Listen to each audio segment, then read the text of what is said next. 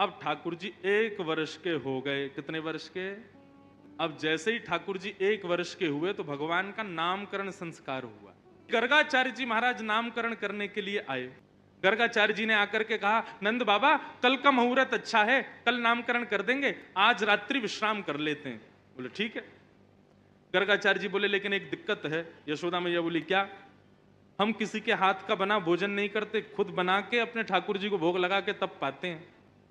यशोदा मैया बोली अरे तो इसमें दिक्कत की क्या बात है, मैं आपको चूल्हा दे देती हूं, आपको बर्तन दे देती हूं, सारी सामग्री दे देती हूं, आप बनाइए।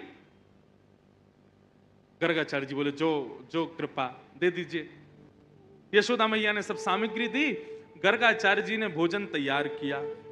अब बढ़िया एक पात्र में खीर बनाई। खीर में इलायची डाली, केसर डाला, मिश्री डाली, बढ़िया सुगंधित, आहा अति आनंदित खीर बनाई। खीर भी पता कौन सी अच्छी लगती है? वो रबड़ी जैसी हो जाती है, गाढ़ी गाढ़ी। कई लोग पतली पतली खीर बनाते हैं, लेकिन खीर बढ़िया लगती है, गाढ़ी गाढ़ी हो जाए, उसमें बढ़िया केसर का सा। आ गया मुंह में पानी। तो सोचो ठाकुर जी की क्या दशा हुई होगी जब गर्गाचार्य जी ने बनाई। यही हुआ, जैसे ही गर्गाचार्य जी ने खीर बनाई, अपने शालिग्राम भगवान के सामने जैसे ही उसको सजाया, तुलसी छोड़ करके, और त्वदीयम वस्तु गोविंद तुभ्यमेव समर्पयेत् ग्रहण सुमुखो भुक्त्वा प्रसीद परमेश्वर, ये भोग लगाने का मंत्र है। अब गर्गाचार्य जी का नियम था कि वो जब भोग धरते थे ना, उसके बाद 108 माला करते थे नेत्र बंद करके, और 108 माला होने पर तब भोग अनौसर करते थे।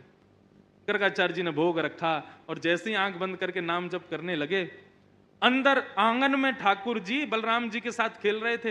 अभी 1 वर्ष के हुए, थोड़े थोड़े चलते हैं फिर गिर जाते हैं, फिर घुटमन घुटमन चलते हैं, फिर खड़े होते हैं, फिर गिर जाते हैं, ऐसी स्थिति में है। तो ठाकुर जी बलराम जी के साथ खेल रहे थे, खेलते खेलते अचानक रुक गए। बोलना तो जानते नहीं, थोड़ा थोड़ा बोलते हैं। बलराम जी बोले का भयो? अच्छा, मनी मन में दोनों की बात होती है। ठाकुर जी बोले अरे भैया आज एक बहुत जोर को भगत आयो है, नामकरण करवे आयो हमारो, वहां ने ऐसी जोर की खीर बनाई है, वहां में बढ़िया केसर डाली है, इलायची डाली है और मिश्री डाली है, बिल्कुल रबड़ी जैसी खीर है। मेरा तो मुंह में पानी आ रहा हो, खावे को मन कर रहा है। ताऊ जी बोले तो फिर रुको काई को, चलो जा, और बढ़िया लगे तो मुक्कू भी बुला लियो। ठाकुर जी बोले ठीक है। गुटमुन गुटमुन गुटमुन चल के ठाकुर जी जैसे तैसे मटक मटक के बाहर पहुंचे, और यहाँ गर्गाचार्य जी बैठे थे, नाम जप कर रहे थे। आगे उनके शालिग्राम भगवान के सामने खीर रखी थी। ठाकुर जी ने उठाई और गोद में रख करके और बढ़िया प्रेम से पान लगे, मुंह पे पूरे पे लगा लियो, नाक पे लग गई। छोटे छोटे हाथ हैं ठाकुर जी के, प्रेम से पा रहे हैं। गर्गाचार्य जी के जैसे ही भजन पूर्ण हुआ, माला नीचे रख के जय हो मेरे शालिक। खीर कहां गई? तभी देखा तो थोड़ी दूर पे ही महाराज हाथ पांव सब सने हैं, मुंह पे पूरी खीर गिरी है और नीचे फैली पड़ी है, और ठाकुर जी प्रेम भाव से खीर खा रहे हैं। और जैसे ही गर्गाचार्य जी ने देखा तो हंसने और लगे। 2 दत्तुइयां दिख रही हैं ठाकुर जी की, अभी 2 ही दांत आए हैं। अरे यशोदा देख, तेरे लाला ने कहा कियो, मेरे ठाकुर जी को भोग झूठो कर दियो सबरो। यशोदा मैया दौड़ी दौड़ी आई, बोले बाबा बाबा बाबा नाराज मत हो, छोटो बालक है, आप क्षमा कर दियो। बोले देख पूरी खीर खा गए हो। बोले वो तो बहुत बड़ी सौभाग्य की बात है कि खीर खाई, नहीं तो ये शालिग्राम को गुलाब जामुन समझ के खा जाए। नंद बाबा तो अपने शालिग्राम भगवान छुपाते डोले, क्योंकि याकू ऐसा लगे ये खावे वाली वस्तु है। वो तो बाबा कृपा है कि आपके शालिग्राम ना खाए, यानी खीर ही खाइए।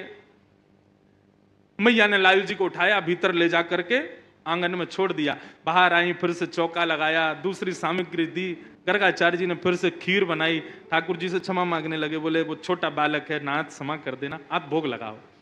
जैसी माला जपन लगे, ठाकुर जी फिर रुक गए भीतर। ताऊ दादा बोले लाला अब के कहा भयो? बोले भगत है तो बढ़िया, खीर भी बढ़िया बनावे, लेकिन मैया तो शिकायत कर दे हमारी। अच्छा लाला कोई बात ना, अब की बार और बढ़िया खीर बनाइए, तू जाके चक्के आ। ठाकुर जी फिर से गए, गुटमुन गुटमुन गुटमुन चल करके गए, उठाई खीर का पात तो फिर से खाने लगे। गर्गाचार्य जी की जैसे ही माला पूरी हुई, देखा अब तो खड़े ही हो गए, नहीं रहना हमें यहाँ यशोदा, देख तेरो लाला फिर से हमारा भोग झूठो कर दिया सबरो। यशोदा मैया बोली क्षमा कर दो, मैं अपने बालक को किसी कमरा में बंद कर दूंगी, लेकिन आप नाराज मत हो। ठाकुर जी को ले जाके कमरे में छोड़ दिया। और मैया ने फिर से सब सामग्री दी। ठाकुर जी ने खोली खिड़की और खिड़की पकड़ करके अब 1 वर्ष के ठाकुर जी और गुस्सा में देख रहे हैं गर्गाचार्य जी को। गर्गाचार्य जी भी देख रहे हैं, शैतान बालक। ठाकुर जी भी मन मन सोच रहे हैं, दारी के अभी तो तेने शैतानी देखी ना है हमारी, अब के बना तो को बताऊंगा मैं। गर्गाचार्य जी ने भोग बनाया, तीसरी बार भोग रखा। ठाकुर जी क्षमा कर दियो, छोटो बालक है, अब की बार भोग लगाओ।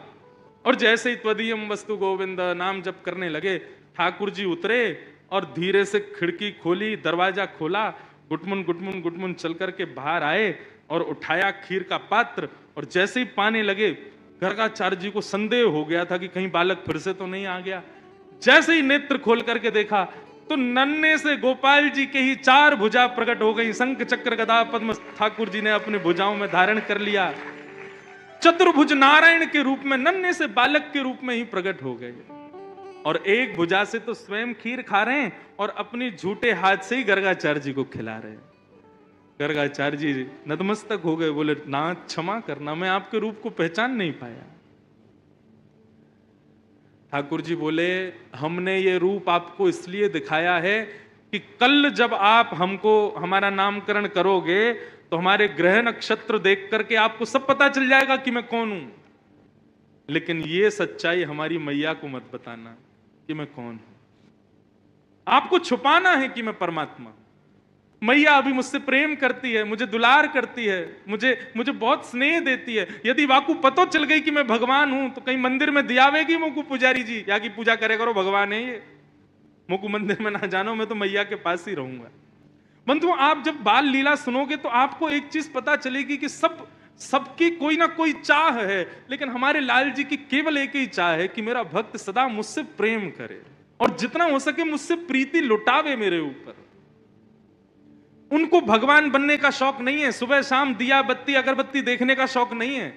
आप प्रेम से क्या प्रदान करते हो, क्या देते हो, क्या सुनाते हो, वो उसके भूखे हैं, वो दिया करो। नामकरण संस्कार हुआ और बड़े भाई का नाम बलराम और छोटे भाई का शुक्ले रक्तस्थता पीत इदानिम कृष्णताम गतः, भगवान का नाम कृष्ण रखा गया।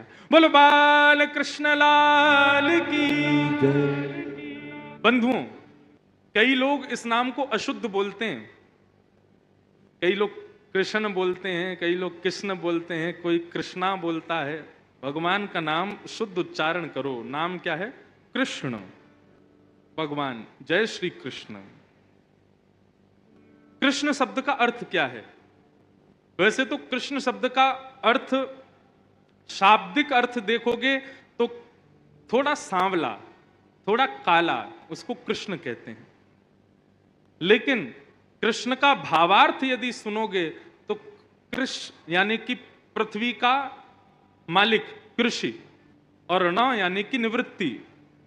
जिनका नाम गाने से पृथ्वी पर रहने वाले हम सब जीवात्माओं को निवृत्ति मिल जाती है, प्रवृत्ति छूट करके हम निवृत्त हो जाते हैं, उनका नाम है कृष्ण, भगवान कृष्ण। ठाकुर जी का नाम कृष्ण पड़ा, लेकिन गर्गाचार्य जी बोले मैया एक बात बता दूं, घबराना मत। बोले क्या? आपके लाला के एक नाम नहीं होंगे, अनेक नाम होंगे। ये बहुत सारी लीला करेगा, उन लीलाओं के अनुसार इसके नाम बदलते रहेंगे। कोई माधव, मधुसूदन, केशव, गोपाल, गोविंद, ऐसे लाला के बहुत सारे नाम होंगे। तो इसलिए आप चिंता मत करना कभी। मैया बोली कोई बात नहीं।